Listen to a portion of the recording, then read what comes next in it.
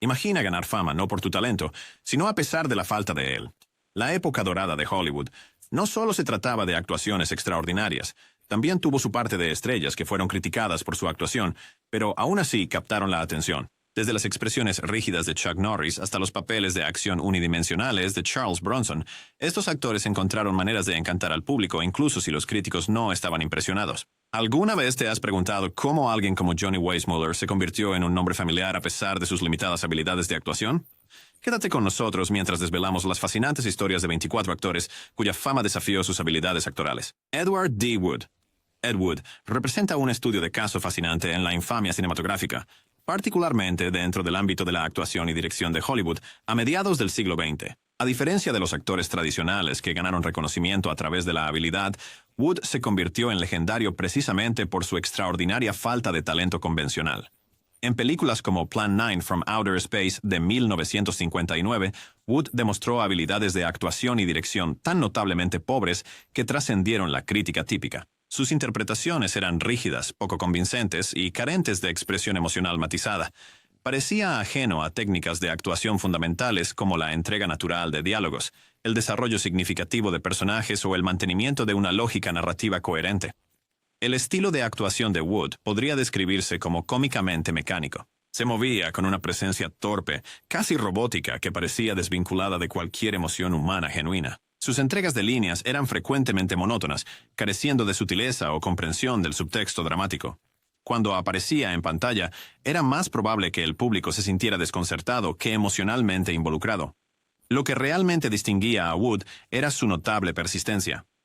A pesar de un fracaso constante, tanto crítico como comercial, continuó haciendo películas con un entusiasmo contagioso que era a la vez admirable y desconcertante.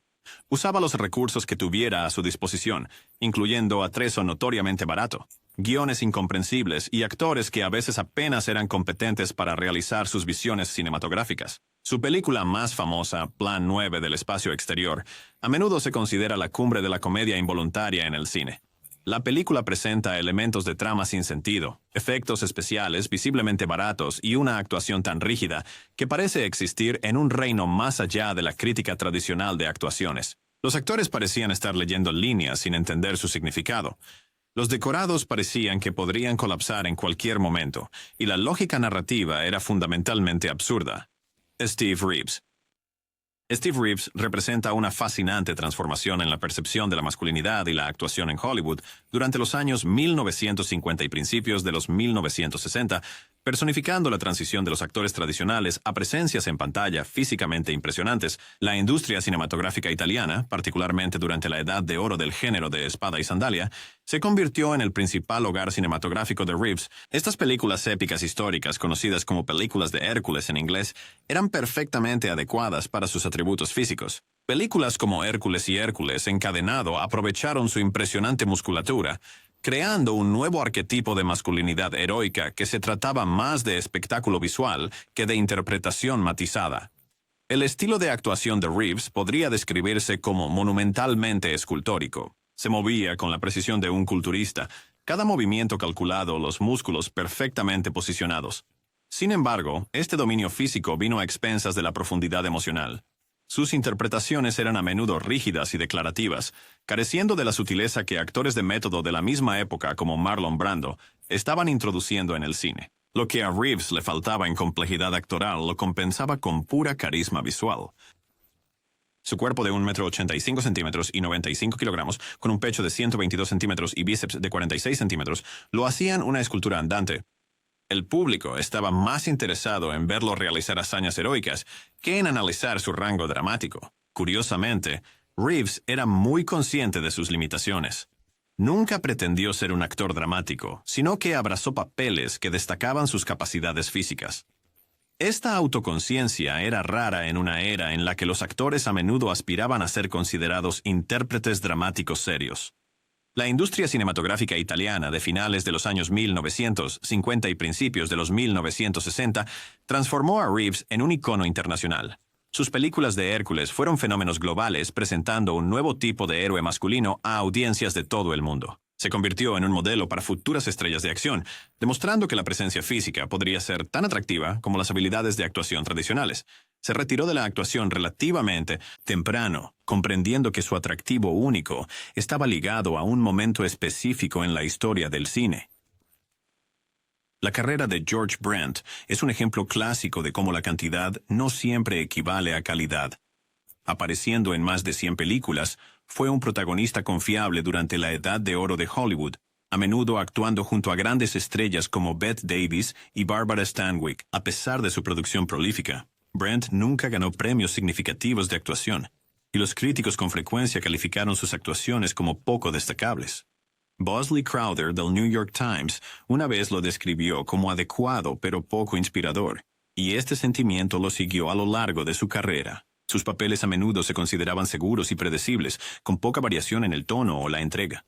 La personalidad reservada y caballerosa de Brent funcionaba bien para los dramas románticos, pero carecía de la profundidad emocional o versatilidad necesaria para actuaciones destacadas. Mientras que sus coprotagonistas a menudo recibían elogios, Brent fue etiquetado como el hombre recto y confiable, cuyo trabajo principal era apoyar la narrativa en lugar de robarse el espectáculo. Aún así, el público de la época apreciaba su encanto y presencia constante, incluso si rara vez deslumbraba. La carrera de George Brent plantea una pregunta intrigante. ¿Pueden la consistencia y la fiabilidad por sí solas definir el estrellato, incluso cuando la aclamación de la crítica está ausente? Vamos a explorar cómo actores como Brent navegaron el exigente foco de Hollywood. Vera Raiston. Vera Raiston fue un ejemplo destacado de cómo el nepotismo podía influir dramáticamente en el casting de Hollywood durante mediados del siglo XX. La entrada de Raiston en Hollywood no fue por méritos actorales tradicionales, sino por su estrecha relación con Herbert Joe Yates, el poderoso jefe de Republic Pictures. Yates, quien tenía una relación romántica con Ralston y luego se convirtió en su esposo, la elegía constantemente para papeles principales a pesar de las críticas generalizadas sobre sus habilidades como actriz. Este enfoque nepotista la protegía efectivamente del escrutinio profesional habitual que enfrentaban la mayoría de los actores en esa época. Sus actuaciones fueron sistemáticamente criticadas por críticos que frecuentemente describían su actuación como acartonada, emocionalmente desconectada y dolorosamente poco convincente. A diferencia de otros actores que podrían mejorar con la experiencia, Ralston parecía inmune al crecimiento profesional, entregando consistentemente actuaciones que se consideraban amateurs y carentes de auténtica profundidad dramática. Se convirtió en un ejemplo clásico de una actriz cuya presencia en películas era más resultado de conexiones personales que de talento artístico. A lo largo de su carrera, que abarcó aproximadamente 25 películas, Ralston nunca recibió premios significativos de actuación ni elogios de la crítica. Sus papeles fueron predominantemente en producciones de bajo presupuesto en Republic Pictures, un estudio más conocido por B-movies y westerns que por producciones dramáticas de alta calidad. Esto subrayó aún más la percepción de que su elección estaba más relacionada con un favor personal que con el mérito profesional.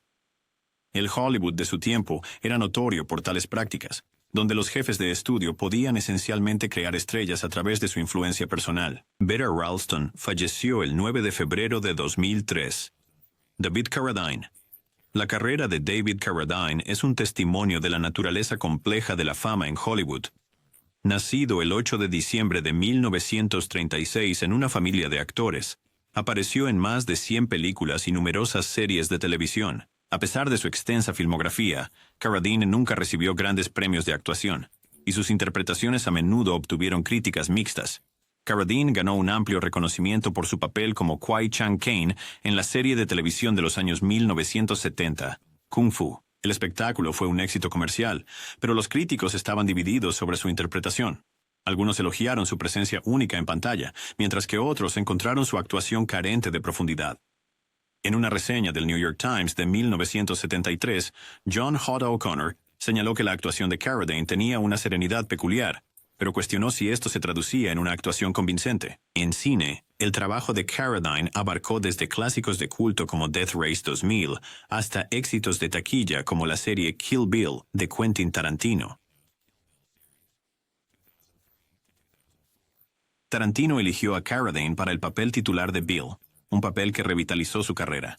El director admiraba la presencia icónica de Carradine y creía que aportaba una cualidad mítica al personaje. Sin embargo, algunos críticos sintieron que la actuación de Carradine fue eclipsada por la violencia estilizada de la película y el elenco conjunto. A pesar de su prolífica producción, la actuación de Carradine a menudo fue criticada por ser inconsistente. Sus actuaciones podían oscilar entre cautivadoras y deslucidas, llevando a algunos a verlo como una figura enigmática en Hollywood.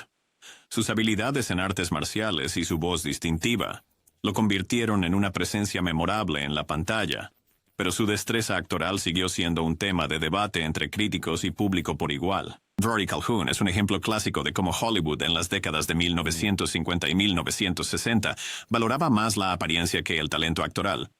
Nacido como Francis Timothy McCown en 1922, Calhoun se hizo famoso por su imagen ruda y atractiva, a menudo interpretando héroes del oeste. Aunque parecía adecuado para el papel, su actuación a menudo fue criticada por ser rígida y carente de emoción.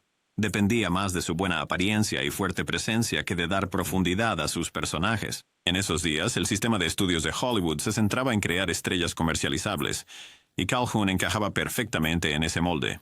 Estudios como 20th Century Fox y Universal International lo eligieron para papeles donde principalmente tenía que lucir rudo, mantenerse erguido y decir sus líneas sin mucho esfuerzo dramático. Sus papeles estelares llegaron en westerns y películas de aventuras, donde su encanto masculino atrajo al público, especialmente a las mujeres. A menudo los críticos señalaban que las actuaciones de Calhoun carecían de la profundidad emocional de actores como Montgomery Clift o James Dean. En películas como Camino de un Gaucho, 1952, y Territorio Apache, 1958, interpretó personajes similares, héroes duros y atractivos, con poca variación. Aunque esto no fue completamente su culpa, ya que los estudios lo encasillaron para vender entradas, significaba que nunca tuvo la oportunidad de mostrar mucho rango. Aún así, al público le encantaba, y se convirtió en una estrella confiable, aunque los críticos no estuvieran impresionados. Buster Crabbe, el rey original de las series llenas de acción como Flash Gordon y Buck Rogers. Nacido el 7 de febrero de 1908, la carrera de Crabbe abarcó más de 75 películas. Aunque su atletismo y medallas de oro olímpicas en natación lo ayudaron a hacer la transición a Hollywood, su actuación a menudo no alcanzó el reconocimiento de la crítica. Las actuaciones de Crabbe fueron frecuentemente descritas como planas y unidimensionales, con críticos que destacaban su incapacidad para transmitir emociones más profundas o una complejidad dramática. Sus líneas a menudo se pronunciaban de manera rígida y mecánica, dejando claro que su fuerza residía más en roles físicos que en el arte de la actuación. Una crítica en The Hollywood Reporter comentó una vez que Crabbe era perfecto para el papel de héroe de Serial, pero no para mucho más. Los directores lo contrataban por su capacidad para manejar acrobacias y escenas de acción, a menudo ignorando la necesidad de una actuación matizada. Estaba encasillado en roles que resaltaban sus habilidades físicas más que su variedad como intérprete. La carrera de Crabbe se convirtió en un símbolo de cómo la fisicalidad podía eclipsar las habilidades tradicionales de actuación, pero sus limitaciones como actor eran evidentes tanto para los críticos como para sus pares en la industria. Joan Bennett. Joan Bennett, nacida el 27 de febrero de 1910, fue una estrella glamorosa de la edad de oro de Hollywood con una carrera que abarcó más de 75 películas. Reconocida por sus papeles en clásicos como The Woman in the Window y Scarlet Street, e incluso ganó un premio honorífico en el Festival de Cine de Venecia en 1947. Sin embargo, bajo su belleza y presencia en pantalla, los críticos a menudo encontraban que sus actuaciones carecían de la profundidad emocional esperada de una protagonista. Aunque Bennett destacaba en papeles que requerían elegancia y sofisticación, le costaba cuando se le encomendaban partes más emocionalmente exigentes. Los críticos señalaban con frecuencia que su interpretación podía parecer mecánica y sus personajes a menudo parecían distantes o desconectados. Una reseña en el New York Times una vez señaló que su actuación en Scarlet Street dependía más de su encanto que de su capacidad para encarnar completamente la complejidad del papel. Los directores admiraban su profesionalismo, pero a veces se la veía como una intérprete que jugaba a lo seguro, evitando los riesgos que podrían elevar una actuación. Incluso sus coprotagonistas ocasionalmente la eclipsaban en escenas que requerían un intenso compromiso emocional. Aunque indudablemente glamorosa y competente, la carrera actoral de Joan Bennett enfrentó críticas recurrentes por su percibida falta de profundidad y rango dinámico. Victor Mature fue una estrella de Hollywood que nunca se tomó demasiado en serio. De hecho, bromeó famosamente: "No soy actor, y tengo 64 películas para probarlo". Con más de 70 películas a su nombre, Mature se convirtió en un éxito de taquilla en las décadas de 1940 y 1950, gracias a su apariencia impresionante y presencia imponente. Mejor conocido por roles en épicas como Sansón y Dalila y La túnica sagrada, a menudo interpretaba tipos fuertes y silenciosos que se adecuaban más a su físico que a su rango actoral. Sin embargo, los críticos fueron menos indulgentes. Sus actuaciones frecuentemente eran catalogados como rígidos, con escasa profundidad emocional. Bosley Crowther, del New York Times, describió su actuación en The Robe como carente de convicción. Y otras críticas a menudo destacaban cómo su buena apariencia eclipsaba su capacidad para ofrecer una actuación convincente. El término actor beefcake se utilizaba a menudo para describir a Mature, insinuando que era elegido por su físico más que por su talento. A pesar de las críticas, Mature disfrutó de una larga carrera y cultivó una base de fanáticos leales. Su humor autocrítico y su innegable encanto le ayudaron a navegar en una industria donde la imagen a menudo importaba más que la habilidad. Sigue siendo una figura fascinante que aceptó sus limitaciones, pero prosperó en la gran pantalla. Dorothy Lamour. Dorothy Lamour fue una de las estrellas más glamorosas de la Edad de Oro, conocida por su belleza y talento musical. Con más de 60 películas en su haber, ganó fama como la protagonista en las populares películas Camino a, junto a Bing Crosby y Bob Hope. A menudo aparecía como el interés amoroso exótico, vestida con sus característicos sarongs, que se convirtieron en una parte icónica de su imagen. Sin embargo, la actuación de Lamour a menudo quedaba en segundo plano frente a su apariencia y actuaciones musicales. Los críticos frecuentemente describían su actuación como apagada y excesivamente dependiente de su apariencia. En la serie Road 2, su encanto y química en pantalla con Crosby y Hope eran innegables, pero sus interpretaciones carecían de la profundidad y el matiz que se veían en otras actrices principales de su época. A pesar de las críticas, el poder estelar de Lamour la llevó a través de décadas en Hollywood. Sus fans la adoraban, y ella siguió siendo un símbolo del cine escapista durante tiempos desafiantes como la Segunda Guerra Mundial. La carrera de Dorothy Lamour demuestra cómo el carisma y la belleza podían eclipsar la habilidad actoral, permitiéndole seguir siendo una figura querida en la historia de Hollywood. George Raft. El viaje de George Raft en Hollywood es una historia de carisma sobre habilidad.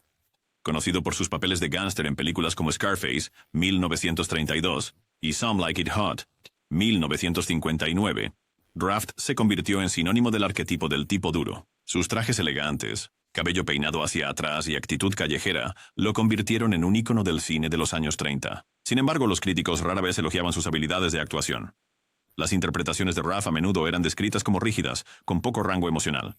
Se mantenía interpretando personajes similares, raramente aventurándose más allá del papel del gángster encantador pero peligroso. Críticos como Graham Greene señalaron su falta de versatilidad, con Greene escribiendo que Raft parece tener una expresión: el desapego indiferente. A pesar de estas críticas, la personalidad de Raft fuera de la pantalla agregó a su mística. Un ex bailarín con vínculos al crimen organizado, sus experiencias reales le daban autenticidad a sus papeles. Puede que no haya sido celebrado por su actuación, pero su magnetismo y presencia única lo convirtieron en un pilar de la edad dorada de Hollywood. La carrera de George Raft muestra cómo la personalidad y los roles estereotipados pueden a veces triunfar sobre el talento bruto, manteniendo al público cautivado a pesar del desprecio crítico. Mary Wilson. Mary Wilson era la rubia tonta por excelencia de la edad de oro de Hollywood. Con su personalidad burbujeante y su sentido del humor, se convirtió en una figura popular en más de 50 películas y numerosos programas de radio y televisión. Mejor conocida por su papel en la serie de televisión y radio My Friend Irma, Wilson interpretó a menudo personajes superficiales o ingenuos, un encasillamiento que definió su carrera y limitó sus oportunidades para roles más sustanciales. Los críticos no siempre fueron amables. Sus actuaciones a menudo fueron descritas como irritantes o monótonas, con poca profundidad o versatilidad. Se apoyaba mucho en su encanto cómico y atractivo físico, lo que a veces eclipsaba su... Bosley Crowther del New York Times una vez se refirió a ella como agradable pero poco dinámica, reflejando el sentimiento de muchos críticos en ese momento. A pesar de esto, Wilson se hizo un lugar exitoso en Hollywood. Sus fans la adoraban por su humor y su capacidad de ser cercana, y se convirtió en un ícono cultural por mérito propio. Maureen O'Hara. Maureen O'Hara fue una actriz célebre cuyo cabello rojo ardiente y presencia dominante en la pantalla la hicieron destacar en más de 50 películas. Apodada la reina del Technicolor por su impresionante apariencia en pantalla, era mejor conocida por sus papeles en clásicos, en El hombre tranquilo y Qué verde era mi valle. Su talento fue reconocido tarde en la vida con un premio honorario de la Academia en 2014, un testimonio de su impacto duradero en el cine. Aunque adorada por el público, algunos críticos sentían que sus actuaciones carecían de profundidad emocional. A menudo era elegida para papeles que enfatizaban su belleza y fuerza, lo que llevó a críticas de que era más una presencia visual que una actriz versátil. La describió como majestuosa pero contenida, insinuando una percibida falta de vulnerabilidad en su trabajo. Sin embargo, la capacidad de O'Hara para dominar la pantalla y su ética de trabajo constante le ganaron respeto en Hollywood. Aunque enfrentó algunas críticas, la longevidad de su carrera y su estatus icónico la consolidan como una de las figuras más memorables de su época. John Agar. La carrera de John Agar en Hollywood nunca alcanzó las alturas que se esperaban de él. Con más de 50 películas en su haber, se hizo conocido por su trabajo en películas de ciencia ficción y terror de bajo presupuesto, como Tarantula y Revenge of the Creature. A pesar de aparecer junto a grandes estrellas al principio de su carrera, como su entonces esposa Shirley Temple en Fort Apache, Agar luchó por dejar una impresión duradera. Los críticos frecuentemente describían su actuación como plana y falta de inspiración. Su falta de carisma y rango emocional limitado eran quejas recurrentes, con algunos señalando que sus interpretaciones a menudo parecían más adecuadas para películas de serie B que para las producciones de primera categoría en las que ocasionalmente aparecía. Las críticas de la época describieron su interpretación como mecánica, destacando aún más sus dificultades para conectar con el público a un nivel más profundo. A pesar de esto, Agar encontró un nicho en películas de género, donde su actitud estoica encajaba con la narrativa directa de las películas de criaturas de la época. Aunque su actuación nunca fue aclamada por la crítica, sus contribuciones a la ciencia ficción clásica y al horror le han ganado un culto de seguidores en los últimos años. Troy Donahue. La carrera de Troy Donahue fue un ejemplo clásico de cómo Hollywood prioriza la apariencia sobre el talento. Con su llamativo cabello rubio y ojos azules, se convirtió en un galán a finales de los años 1950 y 1960, protagonizando más de 50 películas, incluyendo A Summer Place. También fue honrado con una estrella en el Paseo de la Fama de Hollywood, consolidando su estatus como un ícono cultural. Sin embargo, las habilidades actorales de Donahue a menudo fueron criticadas. Los críticos describieron sus actuaciones como rígidas y emocionalmente superficiales, señalando con frecuencia que se basaba en gran medida en su apariencia en lugar de en su habilidad actoral. Bosley Crowther, del New York Times, comentó en una ocasión que la actuación de Donahue carecía de una verdadera convicción, lo que hacía que sus papeles parecieran superficiales. Encajado en roles románticos superficiales, Donahue luchó por liberarse de su imagen como ídolo adolescente. A medida que su popularidad disminuía, también lo hacía la calidad de sus papeles, y su carrera se desvaneció en la oscuridad. Aunque a menudo se criticaba su actuación, el impacto de Donahue como símbolo de su era sigue siendo innegable, representando una época en la que Hollywood valoraba la belleza por encima de todo. Alan Ladd era la prueba de que incluso un comportamiento tranquilo podía convertir a alguien en una estrella. Su atractivo rudo y su personalidad reservada lo hicieron un favorito en Hollywood durante los años 40 y 50, con más de 80 películas en su haber. El papel más icónico de Ladd llegó con Shane, 1953, que le valió un premio Photoplay y consolidó su lugar en la historia del cine. También fue honrado con una estrella en el Paseo de la Fama de Hollywood, un testimonio de su atractivo perdurable. Sin embargo, los críticos no siempre fueron amables. A menudo describían la actuación de Ladd como monótona y emocionalmente distante. Bosley Crowther, del New York Times, comentó una vez sobre la falta de rango de Ladd, calificando sus interpretaciones como adecuadas para un hombre de pocas palabras. Su actitud estoica, aunque adecuada para papeles en cine negro y westerns, a menudo se consideraba limitada cuando se trataba de partes dramáticas más exigentes. Muchos argumentaban que su éxito dependía en gran medida de su presencia física más que de una actuación profunda. Sin embargo, el público lo adoraba por su fuerza silenciosa, convirtiéndolo en un improbable símbolo de heroísmo en su época. La carrera de Ladd plantea la pregunta: ¿su actuación fue realmente mediocre? ¿O redefinió lo que significaba ser un protagonista en la edad de oro de Hollywood? Jean Harlow, a menudo referida como la rubia explosiva, fue un ícono cultural de los años 1930 que se convirtió en una de las más grandes estrellas de Hollywood a pesar de su trágicamente corta vida, protagonizando más de 40 películas, incluyendo clásicos como Red Dust y Dinner at Eight. Fue la primera actriz en personificar el glamour de Hollywood y el atractivo sexual en la gran pantalla. La presencia magnética y la belleza impresionante de Harlow capturaron a las audiencias como pocos podían. Sin embargo, su actuación inicialmente recibió críticas mixtas. Al principio de su carrera, los críticos la acusaban de sobreactuar, con gestos exagerados que a veces eclipsaban sus interpretaciones. Con el tiempo, perfeccionó su arte, ganando elogios por su sentido del humor en películas como Libeled Lady. A pesar de esta mejora, Harlow nunca recibió premios importantes de actuación durante su carrera. Su prematura muerte a los 26 años interrumpió lo que podría haber sido una trayectoria legendaria. Aunque sus actuaciones a veces fueron criticadas, su influencia en el estilo y la personalidad de Hollywood sigue siendo inigualable. Jean Harlow sigue siendo un símbolo de la Edad de Oro, demostrando que el poder de estrella a menudo supera el reconocimiento crítico. Gene Kelly fue una potencia cinematográfica, conocido por revolucionar los musicales de Hollywood con su increíble baile y coreografía dinámica. Con más de 40 películas en su haber, incluyendo Cantando bajo la lluvia y Un americano en París, Kelly dejó una marca indeleble en Hollywood. Recibió un Oscar honorífico en 1952 por sus contribuciones al cine y el premio a la trayectoria del American Film Institute más tarde en su carrera. A pesar de su talento innegable como bailarín y coreógrafo, los críticos a menudo señalaban que la actuación de Kelly no igualaba sus otros talentos. Sus actuaciones a veces se describían como secundarias a su físico, con poco rango emocional en los papeles dramáticos. Bosley Crowther, del New York Times, comentó una vez que el encanto y el atletismo de Kelly eran sus mayores atributos, pero su actuación podía parecer demasiado ensayada.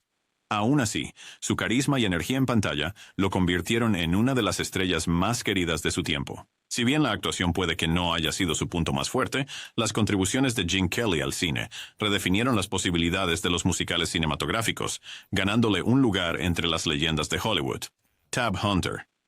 Tab Hunter fue un ídolo adolescente de la década de 1950, más conocido por su apariencia que por sus habilidades de actuación. Con más de 40 películas en su haber, incluyendo Battle Cry y Damn Yankees, ganó el Globo de Oro al nuevo actor más prometedor en 1956. Su encanto juvenil y su atractiva apariencia lo convirtieron en un favorito entre el público adolescente, consolidando su lugar como un ídolo de Hollywood. Sin embargo, los críticos estaban menos entusiasmados con sus habilidades como actor.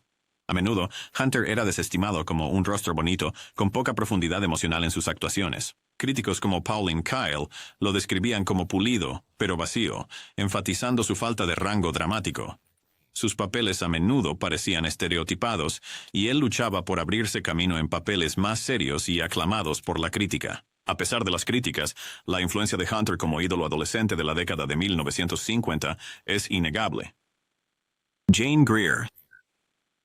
Jane Greer es mejor recordada por su papel en el clásico del cine negro, Retorno al pasado, donde su actuación como femme fatale helada dejó una impresión duradera.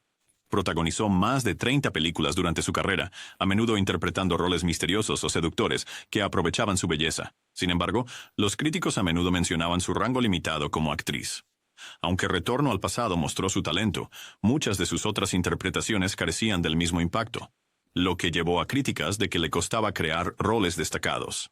Bosley Crowther, del New York Times, comentó una vez que los papeles de Greer se sentían restringidos, lo que a veces iba en contra de su capacidad para encarnar completamente personajes complejos. A pesar de las críticas, la elegancia y presencia en pantalla de Greer la convirtieron en una figura memorable en la época dorada de Hollywood. Aunque nunca ganó ningún premio importante, su papel en Out of the Past sigue siendo un momento definitorio en la historia del cine negro, asegurándole un lugar en la leyenda cinematográfica. Liza Scott. Elizabeth Scott fue una actriz estadounidense que trabajó durante el periodo clásico del cine negro de Hollywood, principalmente en los años 1940 y 1950.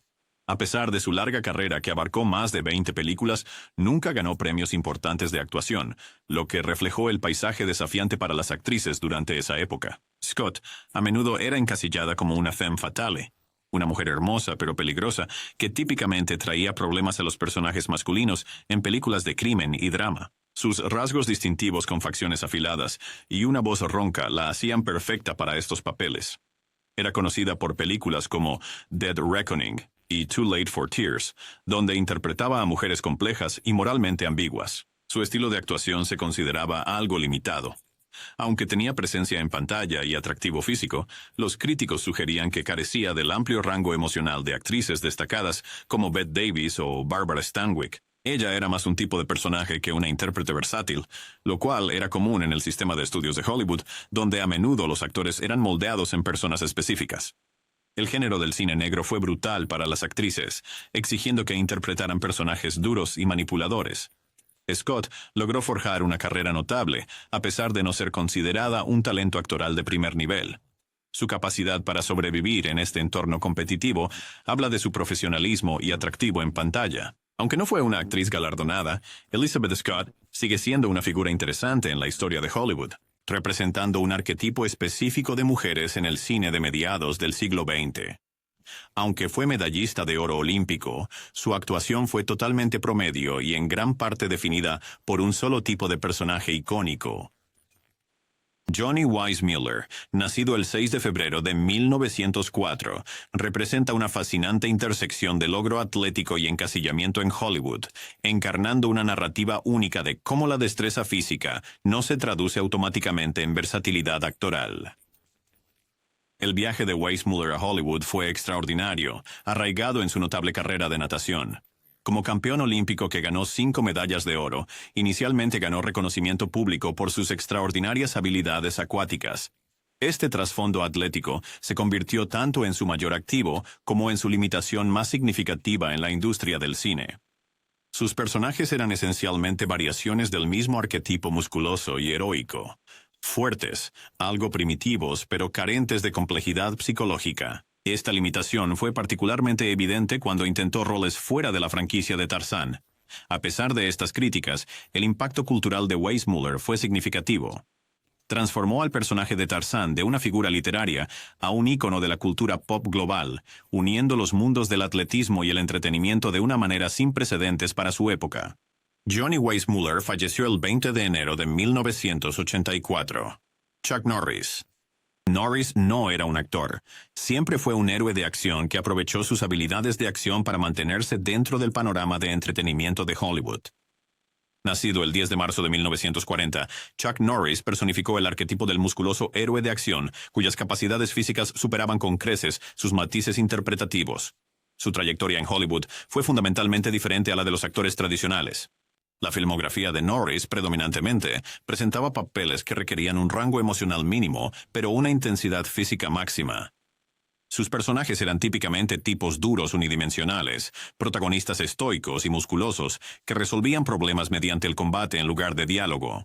Películas como Missing in Action y Delta Force se convirtieron en los emblemas de su carrera, mostrando esencialmente sus habilidades de lucha en lugar de complejidad actoral. Los críticos señalaron consistentemente que las actuaciones de Norris se centraban más en la presencia física que en la interpretación genuina del personaje. Se convirtió en un icono cultural no por su sofisticación dramática, sino por un tipo único de heroísmo de acción hipermasculino que resonó con el público durante los años 80 y principios de los años 90.